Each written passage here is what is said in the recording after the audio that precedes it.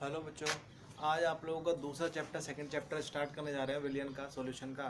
देखते हैं, शुरू करते हैं। जाओ।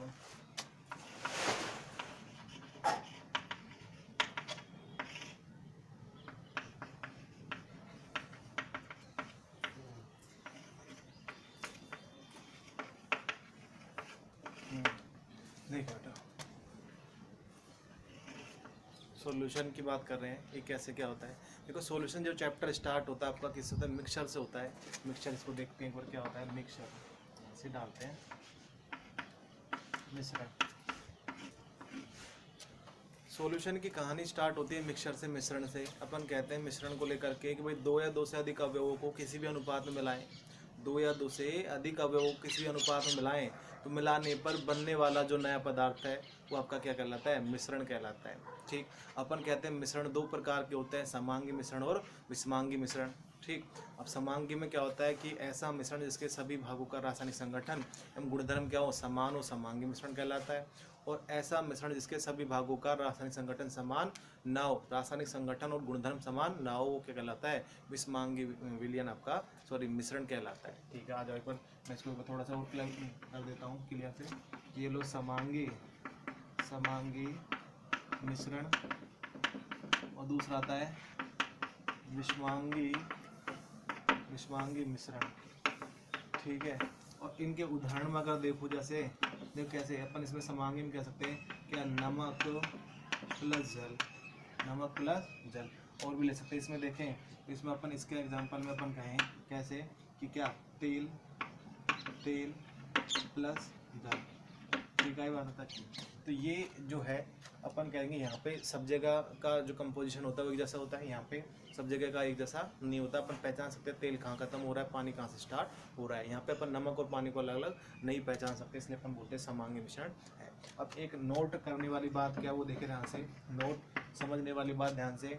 अपन कहते हैं दो या दो से अधिक अवयवों का जो समांगी मिश्रण है, इसी को अपन क्या कह देते हैं? विलयन कह देते हैं। क्या कह देते हैं? विलयन। ठीक है, ये बात है तक की। और दूसरा अपन कहते हैं कि दो या दो से अधिक अवयवों का जो विषमांगी मिश्रण होता है, ये आपका क्या कहलाता है? कोलोइड कहलाता है। ठीक है, ये बात है तक की। दोनों आपके पास में ये आपका पांचवा चैप्टर जो स्टार्ट होगा उसमें ये आने वाला है, कोलोइड। अभी अपन किसकी बात करेंगे? विलयन की बात करेंगे। तो अपना फाइनल निकल के आता है विलयन। यहाँ से चैप्टर अब पहले स्टार्ट कर देता है विलयन, लेकिन अभी निकल के आया क्या कि दो या दो से अधिक अवयवों का समांगी मिश्रण क्या कहलाता है? विलयन कहलाता है।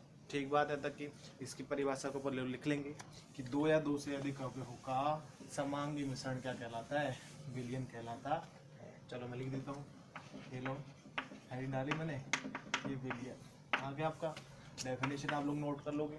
ठीक है, अब बात करते हैं अपन लोग विलयन के अवयवों की। तो अपन कहते हैं अगला विलयन के अवयव घटक बात करें अपन लोग, कितने अवयव से मिलकर विलयन बना होता है। तो अपन कहते हैं विलयन जनरली दो ही अवयव होते हैं। विलयन के दो ही अवयव होते हैं। कौन कौन से? विलयन बराबर ऐसे लिखते हैं क्या? विलेय प्लस विलायक, ये लिखते हैं विलेय प्लस विलायक। अगर आपको विलयन की डेफिनेशन नहीं पता तो आप ये भी लिख सकते हैं विलयन बराबर विलेय प्लस विलायक। अब देखो होता है क्या है, अपन इसके लिए कहते हैं कि कम मात्रा वाला अवयव होता है जो स्वयं घुलने का काम करता है। ठीक है, ये बात है। ओके, आगे इसकी बात करते हैं। ये क्या है? विलयन का अधिक मात्रा वाला अवयव। तो अपन कहते हैं ये क्या है? अधिक मात्रा वाला अवयव है। ठीक बात। उसके बाद अपन कहते हैं क्या कि जो दूसरे अवयव को घोलता है,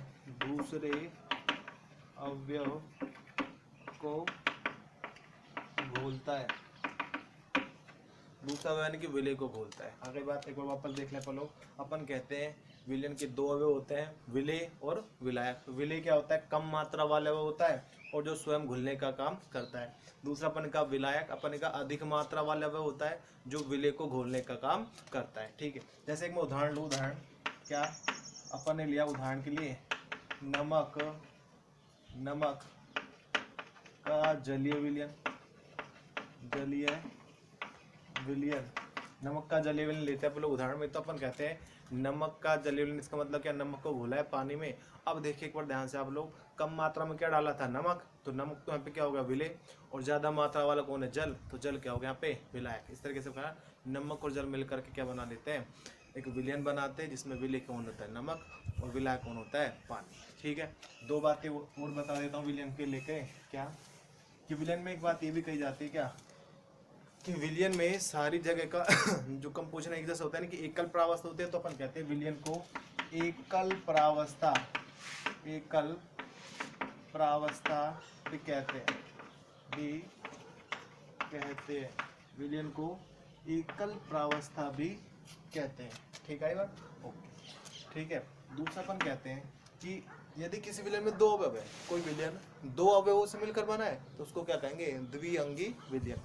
दो अवयवों से मिलकर बना हुआ विलयन क्या कहलाता है, द्विअंगी विलयन। इसी प्रकार तीन अवयवों से, चार अवयवों से जो मिलकर विलयन बनेगा उनको क्या कहेंगे, त्रिअंगी और चतुअंगी विलयन कहेंगे। जैसे दो अवयवों का विलयन तो मैंने बताया नमक का जलीय विलयन, ठीक है। और जैसे मैं कहूँ त्रिअंगी विलयन क्या होता है, तो अपन ऐसे कह सकते हैं, जैसे नींबू का रस अपन ने ऐसे कह दो नमक चीनी का जलीय विलयन, नमक चीनी का जलीय विलयन। तो अब तीन अवयव हो गए, नमक, चीनी और जल, ऐसे चार अवयव भी अपन लोग ले सकते हैं। ठीक है, तो ये बात हुई क्लियर। अब एक बात ये आती है, देखो सुनना ध्यान से, अपन क्या कहते हैं, मैं कह रहा हूँ कि एक भाई कहीं पे भी देख लो, जहाँ जिसका ज़्यादा बहुमत होता है, गुणधर्म उसी पे डिपेंड करते हैं। अब विलयन की अपन बात करें तो विलयन में ज़्यादा मात्रा वाला वह कौन सा होता है, विलय या विलायक, विलायक। तो अपन कहते हैं इसलिए विलयन के गुणधर्म भी किस पे डिपेंड करेंगे, विलायक की प्रकृति पर निर्भर करते हैं। ठीक है, अब अगला जो आ रहा है टॉपिक आपका, क्या कह रहे हैं अपन, विलयनों का वर्गीकरण कर रहे हैं किस आधार पर, विलायक की प्रकृति के आधार पर। तो मैं लिख देता हूँ थोड़ा सा, क्या लिख रहा हूँ, आ जाओ, विलायक की प्रकृति के आधार पर विलयनों का वर्गीकरण। ठीक है, तो अपन कहते हैं इस आधार पर विलयनों को तीन भागों में बांटा जाता है। कितने भागों में, तीन भागों में। पहला गैस विलयन,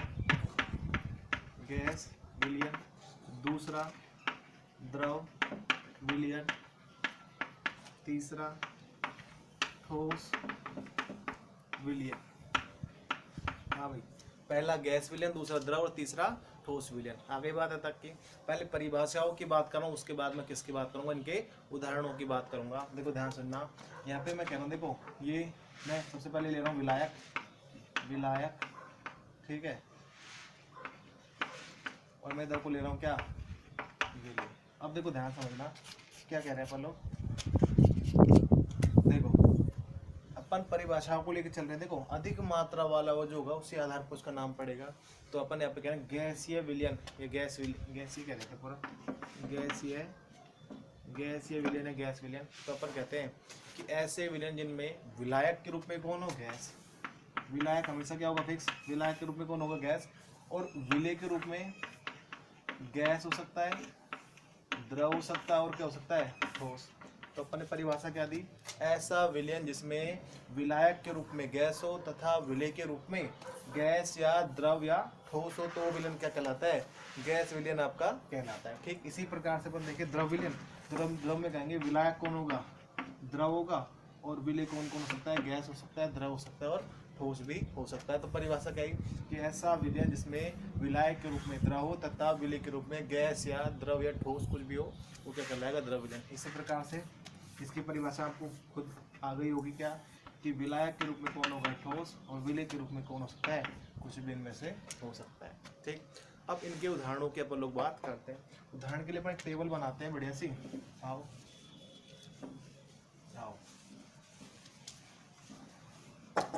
9 प्रकार के होते हैं टोटल, ये वैसे देखते हैं, आ जाओ। देखो ये मैंने सीरियल नंबर दे दिया इनको, ऐसा नंबर, ठीक है, और ये विलयन का प्रकार,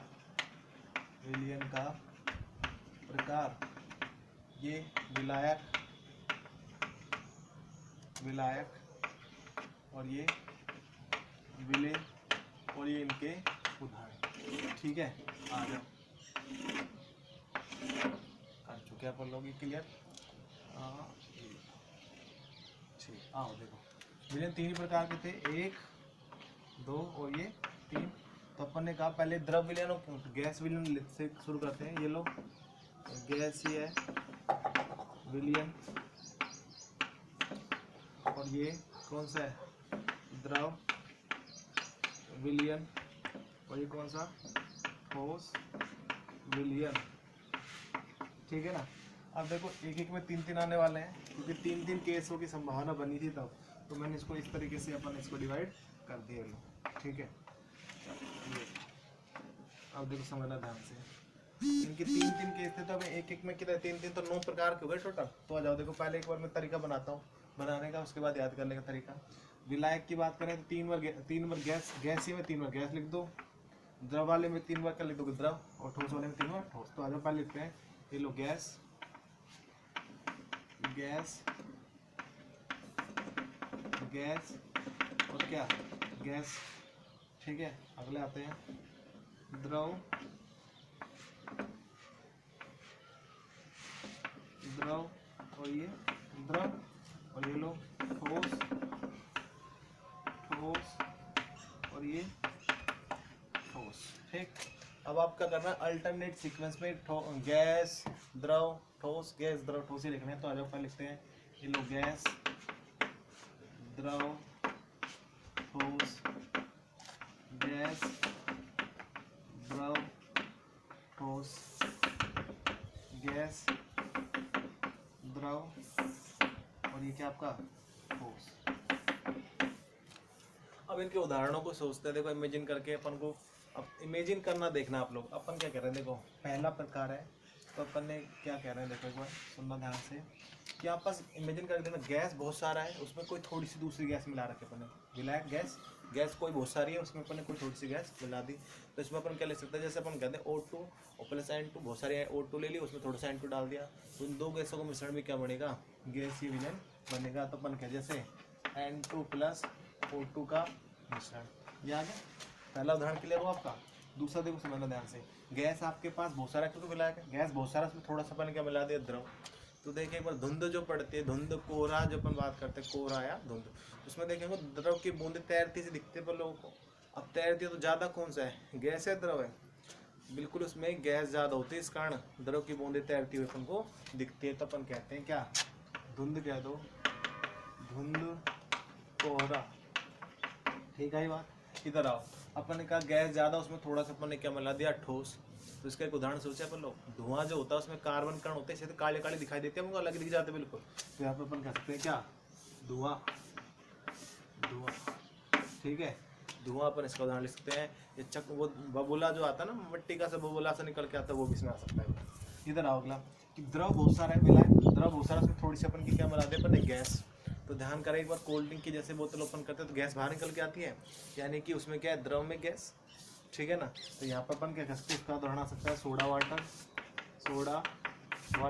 और क्या आ सकती है, कोल्ड ड्रिंक्स। ठीक हो गया।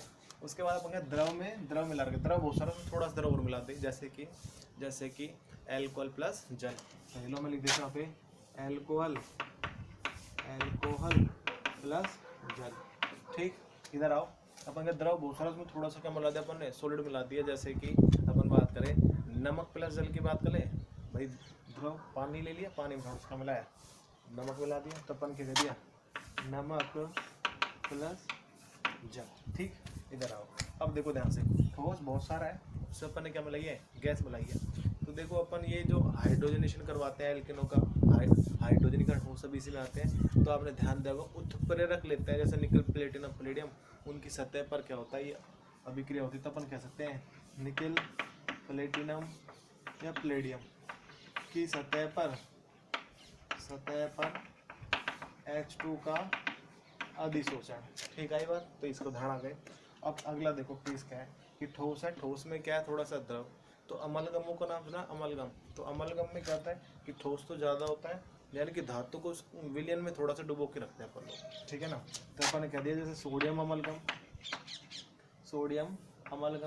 जैसे अपन कह दिया दूसरा जैसे जिंक अमलगम, ये सब इसके उदाहरण आ जाते हैं। ठीक, ओके। उसके बाद अपन के ठोस में ठोस, तो जैसे मिश्र धातु देखिए आपने, जैसे अपन कहें पीतल को ऊपर को जिंक को मिला करके बना देते हैं, तो इस तरीके से वो क्या है, ठोस में ठोस को मिलाया अपन ने और विलयन आपका बन गया। अपन कहते हैं सभी मिश्र धातु अलॉय। ठीक है, तो इस तरीके से आज आप लोगों ने देखा विलयनों के प्रकारों को, और आपने बेसिक जो है सॉल्यूशन का विलयन का वो आपने यहाँ पे क्लियर करा है। शेष अगले लेक्चर में बेटा। ठीक है, थैंक यू।